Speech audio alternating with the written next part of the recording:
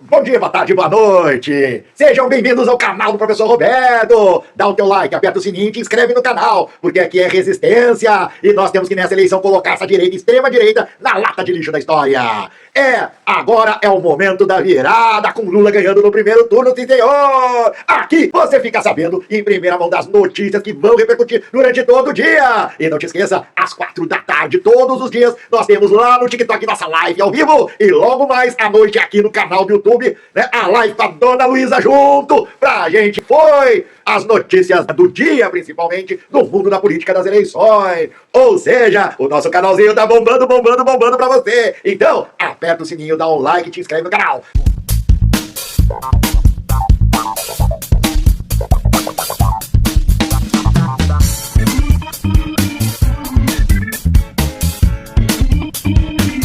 Rapidinhas agora! Olha o que está acontecendo com o Nicolas Ferreira. Mais uma fake news desmascarada. Pois é, o homem, o moço, no caso, né, ou a moçoila, ou a Nicole, né, como gosto de falar, primeiro, tentou fazer com que o pessoal rediscutisse a questão da vacina, ou seja, reaquecer outra vez os antivacina, né, os contra a ciência, aqueles que gostavam de cloroquina, ou então tomar ozônio no fiofó, exatamente. Agora, o moço foi pro supermercado e fez uma baita fake news com os preços.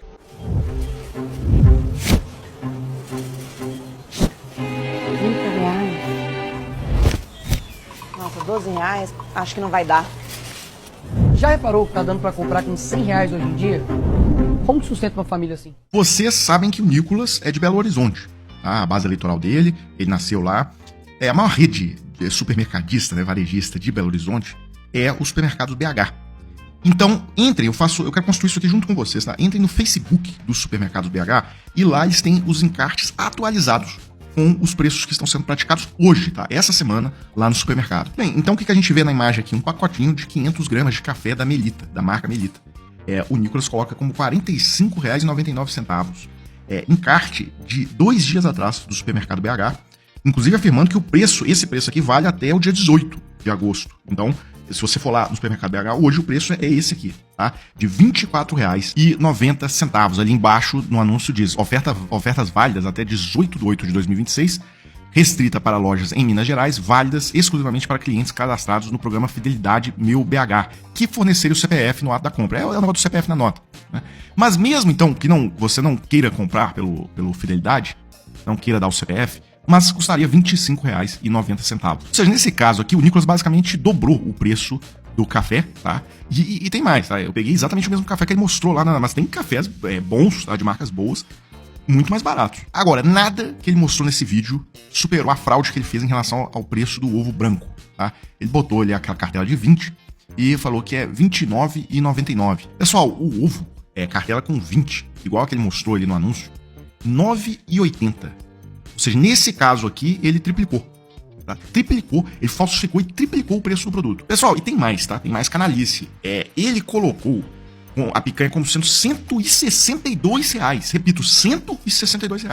Eu não consegui achar nos encartes do supermercado BH agora do mês de agosto o preço da picanha, tá? Não tinha lá. O mais próximo que eu encontrei foi o contrafilé, por R$ 45,98 o quilo. Agora, achei aqui no site de uma casa de carnes picanha da marca Montana, da Perdigão, por R$ 69,99 a peça, tá? De 1,45 quilos. Então, nesse caso também, o Nicolas praticamente triplicou o preço do produto, tá? E todos os produtos que ele apresentou nessa lista estão muito, né? Totalmente fora de qualquer realidade. Agora, perceba que nesse vídeo eu nem entrei no mérito de quanto que esses produtos custavam antes, tá? No governo Bolsonaro, por exemplo. O leite, que hoje está na faixa de R$ 4,50, aquela caixinha clássica com 1 litro, pois é, no governo Bolsonaro, eu me lembro de pagar R$ 8 no litro. Então, até essa matéria, vejam aqui, no dia 29 de junho de 2022, leite entre R$ 7 e R$ 10 no Brasil chama a atenção dos consumidores e gera memes. Aproveito aqui para reforçar aquele meu comentário de sempre. Procurem no YouTube CNN Prime Time, dia 11 de maio de 2022. E vejam ali o que foi, relembrem, né, o que foi a inflação no governo Bolsonaro. Bom, eu não sei onde é que ele vai fazer as compras dele, ou se faz compras dele. Mas aqui no Rio Grande do Sul, por exemplo, 5 quilos de arroz tu encontra a R$ 11, a R$ 13, no máximo a R$ 14, ó. Daqueles de prima, principalmente o tio João, que todo mundo sabe que é um arroz, né, de prima. Feijão tu encontra até a R$ 4, no máximo a R$ 5. O óleo a 6 pilas, R$ 5,99 ali na promoção. Então, seu Nicolas Ferreira, Então não vem produzir fake news aqui pra nós, pro gado teu, né, ruminar e botar nas fake news. Tanto é que o Brasil não tá quebrando que tu teve um aumento de patrimônio. Segundo o site Metrópolis, o deputado federal Nicolas Ferreira, que será candidato à reeleição por Minas Gerais, em 2022, ele declarou R$36 mil à Justiça Eleitoral. O patrimônio dele subiu um pouquinho em 4 anos. Subiu só 10.000%. É exatamente isso que vocês estão vendo. O patrimônio de Nicolas Ferreira subiu 10.000%, passando de R$36 mil para R$3,8 milhões em 4 anos. Turma com barulho desses. Enquanto que a campanha do Flávio Bolsonaro não decola, e pelo menos como Titanic, ele afunda mais. Pessoal, lançamento das campanhas. Hoje, o evento do Flávio Bolsonaro foi um fiasco retumbante. Uma coisa humilhar. A tomada da Globo ali foi um troço constrangedor, tá? Na minha opinião. Inclusive, a gente teve aquele grupo da USP que sobrevoou a manifestação e viu ali que tinha 8.900 pessoas. Ou seja, quase ninguém. Só pra vocês terem uma noção, o evento do Lula, lá no Vila Euclides, né, no estádio, onde ele começou a carreira sindical, fez aquela greve de 79, só as arquibancadas cabiam ali 20 mil pessoas. Fora o pessoal que a maioria estava, na verdade, era no piso. Outra vergonha no movimento do Flávio Bolsonaro foram as bandeiras dos Estados Unidos. Destaque ali na frente do caminhão. E a falta de entusiasmo, como bem notou o professor João César de Castro Rocha, que gravou um vídeo ali do final da manifestação, as pessoas retornando. E vemos aqui, outro ali, se sentam já desanimados. Não há mais, em nenhuma circunstância, o entusiasmo que comandava as reuniões aqui em Copacabana entre 2018 e 2022. Especialmente nada comparável ao 7 de setembro de 2021. Veja agora, por exemplo, essas pessoas que vêm. Aqui, 6 pessoas. Nenhum entusiasmo. O senhor que está absolutamente sozinho. É quase uma metáfora, é um símbolo de um movimento que pouco a pouco se estiola e desaparece. Não há mais os gritos, não há mais a convicção. Não existe sombra sequer do que um dia foi aqui a Avenida Atlântica. Turma com barulho desses. Enquanto que a campanha do Flávio Bolsonaro não decola, e pelo menos como Titanic, ele afunda mais, Lula surfa, né, e voa em céu de brigadeiros rumo a ganhar no primeiro turno. Bem, e sem dúvida alguma, o ponto alto desse evento que estreou a campanha do Lula desse ano foi o Lula atual mandando uma carta para o Lula de 1979. Se o Lula de hoje pudesse mandar um recado para o Lula de 79, seria esse. Companheiro, eu sei que seu coração está apertado, sentindo o peso de milhares de trabalhadores em greve, esperando sua direção. Eu lembro como se fosse ontem. Vou te dizer uma coisa, vai dar tudo certo. Vocês sairão vencedores dessa luta.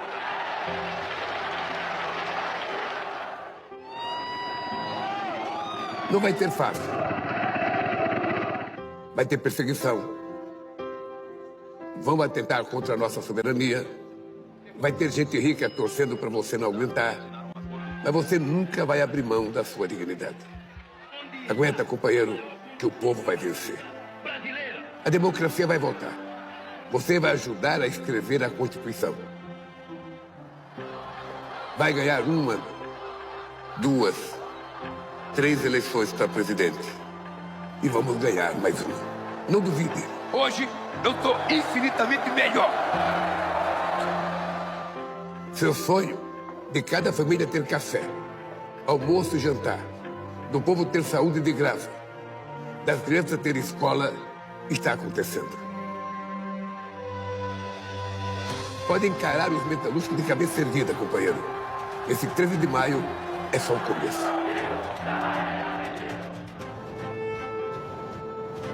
Aqui, em 2026, a gente reconstruiu o Brasil, mas ainda não está satisfeito.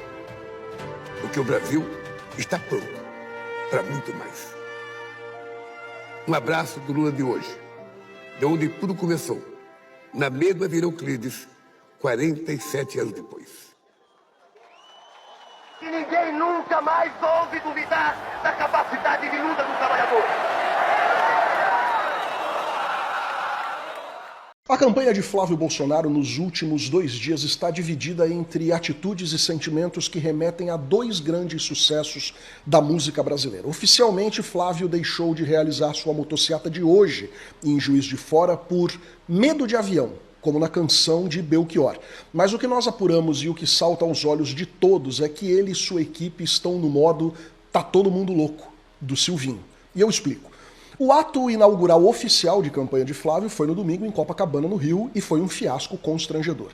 O maior nome solto da extrema-direita levou menos de 9.000 pessoas ao cartão postal carioca. Nos áureos tempos, seu pai juntava mais do que isso na porta de uma padaria indo tomar café. As críticas à articulação política do seu comitê explodiram, o sarro nas redes sociais tomou conta de tudo e o filho 01 do Jair ficou furioso. E aí, para terminar de lascar com tudo, prevaleceu a máxima velha popular, né? Nada é tão ruim que não possa piorar. A inteligência de sua campanha, apuramos nós aqui na Fórum, concluiu que o ato em Juiz de Fora, nesta segunda, seria esvaziadíssimo também, e foi então que Flávio Bolsonaro resolveu dar uma desculpa das mais cretinas para não ir à Zona da Mata de Minas. O tempo. Ia ficar tudo fechado, sem teto para voo, um horror, melhor cancelar. Só que não teve tempo feio nenhum e tudo permaneceu dentro da normalidade meteorológica. De hoje. Bom, ontem, infelizmente, nós não tivemos nem autorização para decolar em direção a Juiz de Fora por causa do mau tempo. Tá? Sei. Mas por que Flávio fez isso? Ainda dentro da nossa apuração, foi revelado que o senador jamais aceitaria um segundo vexame humilhante em menos de 24 horas. A flopada histórica em plena orla de Copacabana, no Rio, né, o berço político da família, já havia sido oneroso demais. O ego frágil de playboy da Barra da Tijuca não resistiria a um novo papelão na cidade mineira tão cara e simbólica para o clã, onde Jair Bolsonaro foi atingido pela facada na campanha de 2018, um episódio que o alavancou à vitória. Vejam só, a síntese de toda essa situação é que a campanha de Flávio, mesmo apresentando uma aparente melhora nas pesquisas, está indisfarçavelmente perdida e em parafuso. Nos corredores de Brasília, como disse o Caiado, né, geral já notou que Flávio está apavorado, desorientado e sem saber como se portar na candidatura.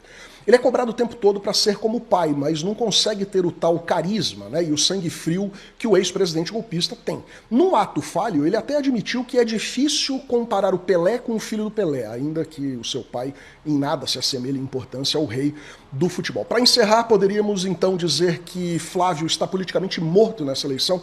Claro que não. Até porque cada eleição é uma eleição e tudo pode acontecer. Mas Flávio, para além dos sinais de que será derrotado, parece mesmo estar se esforçando muito para perder em outubro. Agora é real. Jair Bolsonaro, em seu governo, blindou Flávio Bolsonaro para não tomar uma cadeia por causa das rachadinhas que tantos bolsonaristas dizendo que não, foi feito, foi para arquivo, foi arquivado por falta de provas. Aqui, jacaré! Não foi para arquivo, mas sim uma manipulação, uma operação diretamente ligando Jair Bolsonaro, o governo do Jair Bolsonaro, diretamente influenciando toda a investigação sobre as rachadinhas.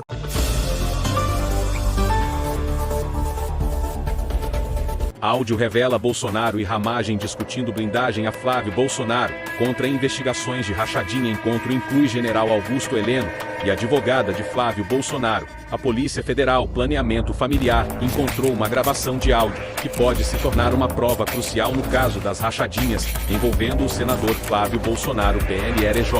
O áudio, armazenado no computador do ex-diretor da Agência Brasileira de Inteligência, ABIN, Alexandre Ramagem, revela uma reunião onde Jair Bolsonaro e Ramagem discutem estratégias para proteger o senador das investigações sobre desvios de recursos. No áudio, Bolsonaro teria aprovado o plano de Ramagem para abrir procedimentos contra os auditores fiscais que investigavam Flávio Bolsonaro. O objetivo era anular as investigações sobre o esquema das rachadinhas, que envolvia desvios de recursos dos funcionários do gabinete de Flávio durante seu mandato como deputado estadual no Rio de Janeiro.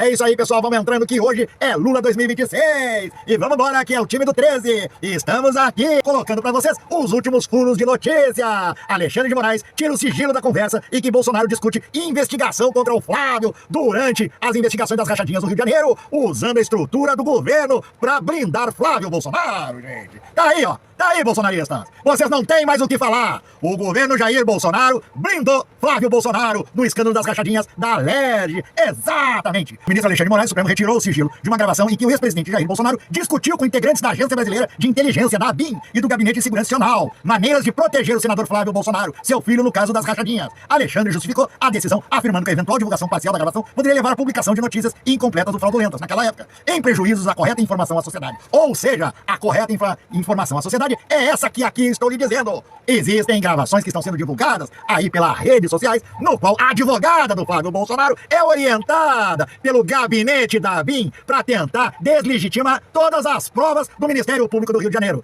Eu fiz um pedido, general, especialmente para o GSI, Por quê? É um pedido de averiguação dos sistemas de inteligência que atendem à Receita Federal, mas o pedido a averiguação precisa ser feita pelo CERP. Quando vocês pediram? Não estou pedindo nada, estou trazendo hoje. As advogadas acreditavam que assim conseguiriam anular o relatório de inteligência fiscal. Se a gente conseguir provar que eles fizeram toda essa apuração e só depois eles vieram com esse RIF espontâneo e por meio dessas senhas invisíveis a gente consegue a nulidade do RIF. Que na verdade a gente consegue do Flávio. Juliana Bierrenbach sugere uma apuração especial do SERPRO, o Serviço Federal de Processamento de Dados. Qual é a prova possível de ser produzida? O SERPRO, ele produz um relatório, eu até trouxe um aqui de exemplo, que é uma apuração especial. Chamei a apuração especial do SERPRO. O SERPRO consegue levantar todos os acessos que foram feitos antes do início da investigação. A advogada acredita que após a apuração do SERPRO, poderia pedir a nulidade do relatório. Porque a partir do momento que a gente tem essa apuração, uma dessa aqui, do Flávio, a gente consegue pedir a nulidade disso tudo. Nesse ponto, ela cita o risco de alguém falar que Bolsonaro estava usando a presidência para defender o filho. A grande questão podem falar o seguinte, que o presidente da República está querendo se utilizar da estrutura da presidência para defender o filho. Só que esse caso aqui, isso que a gente descobriu, pode beneficiar de uma forma ou de outra todas as pessoas que foram atacadas. Então não dá para dizer que é uma coisa partidária, ideológica. Diante do relato das advogadas, o então diretor da ABIN, Alexandre Ramagem, sugere que o grupo procure o então secretário da Receita Federal, José Tostes. O secretário da Receita é um cara muito bom. Bacana. Depois, Bolsonaro também sugere falar com o secretário da Receita. Ninguém está pedindo favor aqui. Como é o caso, conversar com o da Receita? Não Tostes. O ex-presidente também fala para as advogadas conversarem com Gustavo Canuto, que foi presidente da empresa de tecnologia e informações da Previdência Social, a Dataprev, e ministro do Desenvolvimento Regional na gestão Bolsonaro. É o caso conversar com o Canuto? Sim. Um clique. Olha, um clique você consegue saber. Ele tem que manter esse troço fechadíssimo. Pegar gente com confiança dele. Sozinho, o Canuto é muito inteligente. Ele conversa dele sozinho, então. E deixar bem claro, nunca sabe alguém está gravando alguma coisa, que nós não estamos procurando favorecimento de ninguém. Ramagem diz que está acompanhando o trabalho e que para ele o melhor caminho seria por dentro da Receita. Eu estou acompanhando bem o trabalho. É bom ver que vocês estão no caminho bom. Cuidado tem alguns caminhos para ir, para acertar. Para construir bem. Eu acredito que a melhor saída é dentro da Receita, pegando sério, com uma apuração que não tem como voltar atrás, uma apuração administrativa que, se travar, judicializa. Tem que ser lá de dentro. Hoje, após a divulgação do áudio, Alexandre Ramagem afirmou que durante a reunião se posicionou contra o uso do GSI e que tudo deveria ser feito através da Receita. Ramagem também falou que a gravação tinha aval de Bolsonaro e que não foi clandestina. A gravação aconteceu porque veio uma informação de uma pessoa que viria na reunião, que teria um contato com o governador do Rio, à época, e que poderia vir com uma proposta nada republicana. A gravação, portanto, seria para registrar um crime contra o presidente da República. Só que isso não aconteceu. A gravação foi descartada. Nos dias seguintes à reunião, as advogadas de Flávio Bolsonaro se reuniram com José Tostes 2 vezes. Depois, o então chefe da Receita se encontrou pelo menos outras 2 vezes com Jair Bolsonaro. O registro está na agenda pública do ex-presidente. Turma com barulho desses, gadaiada, chora gadaiada, que cada vez mais o Kinder Ovo vem com uma surpresa. Exatamente. E daí, quero ver vocês agora se justificar disso. Já tava ruim pra vocês, agora ficou pior ainda, porque vocês têm um vice-presidente que está sendo investigado por uma suposta violência sexual contra menor de idade, de estupro de vulnerável. Exatamente. Agora, mais essa, a blindagem do Jair Bolsonaro, ou seja, moveu todo o governo na época para que o seu filho não fosse para a cadeia. É o que aconteceria se, no caso, não houvesse a blindagem. Hoje Flávio Bolsonaro estaria na papuda. Exatamente. Por isso aquela reunião onde o Jair Bolsonaro, na reunião ministerial, diz o seguinte: ó, eu mando todo mundo pra rua, eu troco o delegado da Polícia Federal, eu troco, né, até mesmo, né, quem for o ministro da Justiça, mas eu não deixo ir pra cadeia os meus amigos e nem a minha família. Eu não vou esperar fuder minha família toda, de sacanagem, ou amigos meus, porque eu não posso trocar alguém da segurança na ponta da linha que pertence à estrutura nossa. Vai trocar. Se não puder trocar, troca o chefe dele. Pode trocar o chefe dele? Troca o ministro. É justamente isso que difere o Lula do Jair Bolsonaro. Quando perguntado o Lula sobre a questão do Lulinha, ele foi bem claro, vai ter que investigar. E se achar alguma coisa, ele vai ter que se explicar. É justamente isso. Gostem ou não gostem, chorem, gado, chora, gado, aqui pra me ver. E aí vão dando like e vão participando do nosso canal, que é Lula 13, gente. E não tem pra bolsonarista aqui não. Não tem pra 22, dois patinhos na lagoa. Não, senhor, os patinhos da lagoa estão afundando como o Titanic.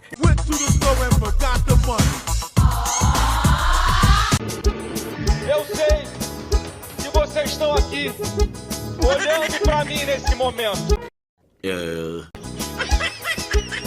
lembrando de uma pessoa.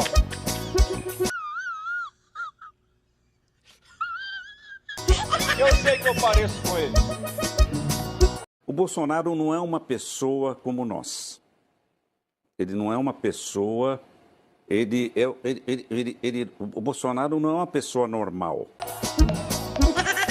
Mas é difícil comparar o filho do Pelé. Será que é só eu que tô bebendo? Hein? Com o Pelé. O ex-goleiro Edinho, filho de Pelé, foi preso pela 5ª vez. No Rio, não. E vamos para mais notícias de hoje, gente. E não paramos por aqui, no canal do Professor Roberto. E depois tem mais live aí hoje, lá no YouTube, com a presença da Luísa Passuelo. Exatamente. A gente comentando sobre os fatos do dia, da política do dia a dia, da sua campanha eleitoral.